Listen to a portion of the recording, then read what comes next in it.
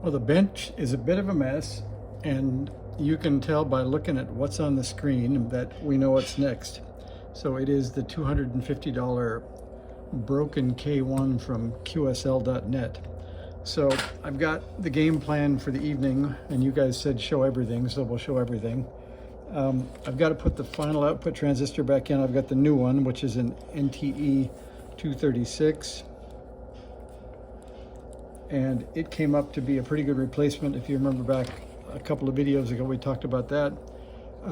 It actually has an F sub T way up there because it's meant for 27 megahertz at 16 watts. So we're certainly sure it doesn't quit at 3 megahertz like the other one. So we need to get the countersunk screw, the wall of the cabinet, the insulator, the transistor, an insulating stepped washer, and then a metal flat washer, and then a nut. Those will go in. Before I do that, I want to check the traces from the base of the transistor. And if you remember front of these transistors, it goes base, collector, emitter. So we've got to check from the base to R2829 junction, and then from the collector to that transformer pin 2, and then from the emitter, if you have a Rev E board, you'll have a 3.3 ohm resistor. This is a newer one, and I've got both manuals in front of me. And if we look at the board, this board says, what is it? Where does it say it? It says Elecraft down in the front, K1 2001, and I don't see any mark of the revision. I thought it was down in this front corner. Let's see, because there you can see it says Elecraft down there. I don't think I know the exact revision, but I know that I don't have a resistor from emitter to ground.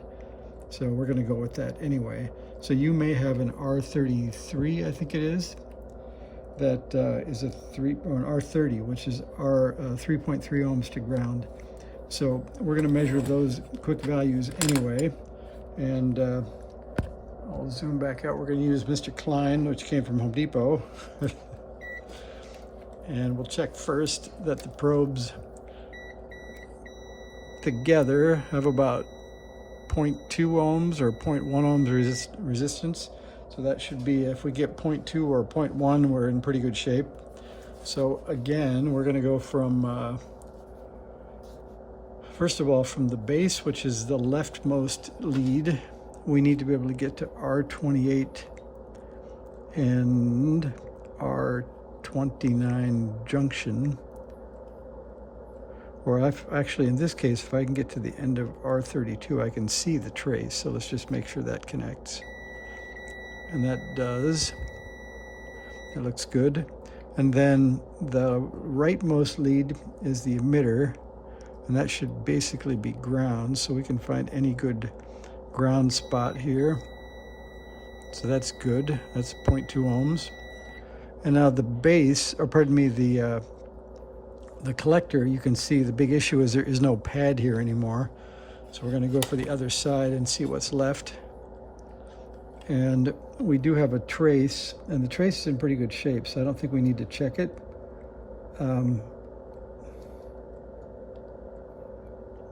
So we can see in the schematic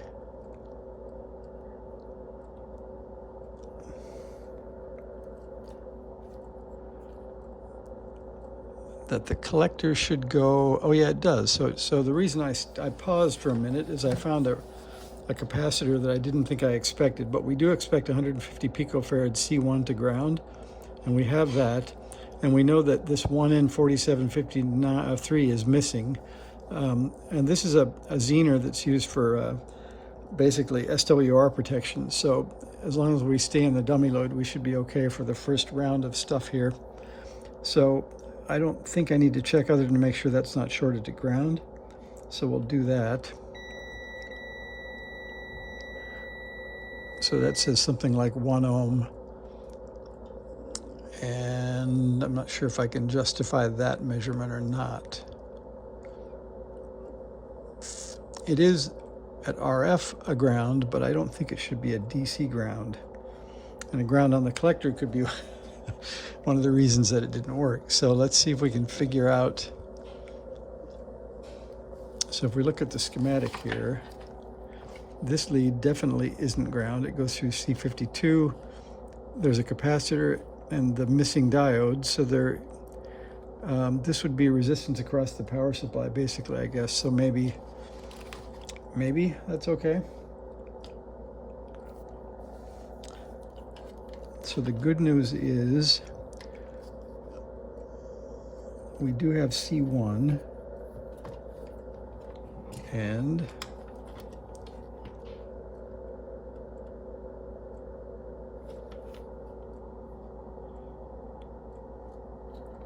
I think that looks good. Let's see. Yep, that says 151 on it, which is a 1.5 and 1.0, so that's 150. So that's a good thing.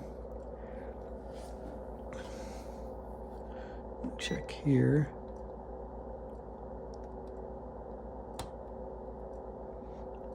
That doesn't seem to make sense.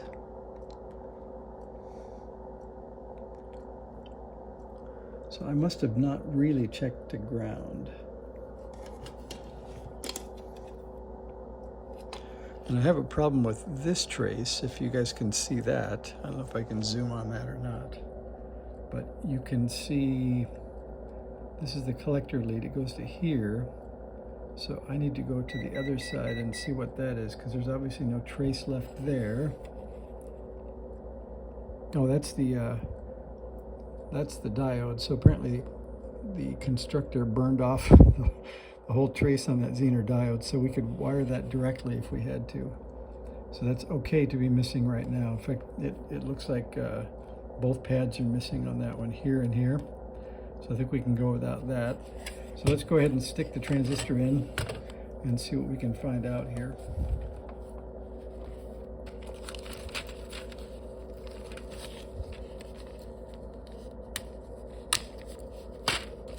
So they give us a new shoulder washer and a new insulator, but I'm going to use the old one because it's already stuck to the side of the radio.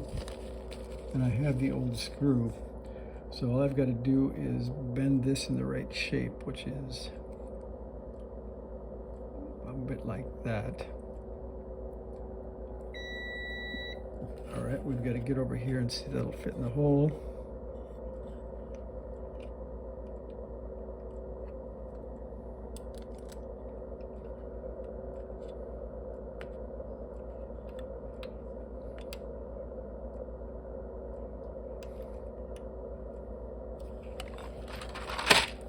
Pardon me, if you guys can see that or not. I think that's better. Maybe a little over like that.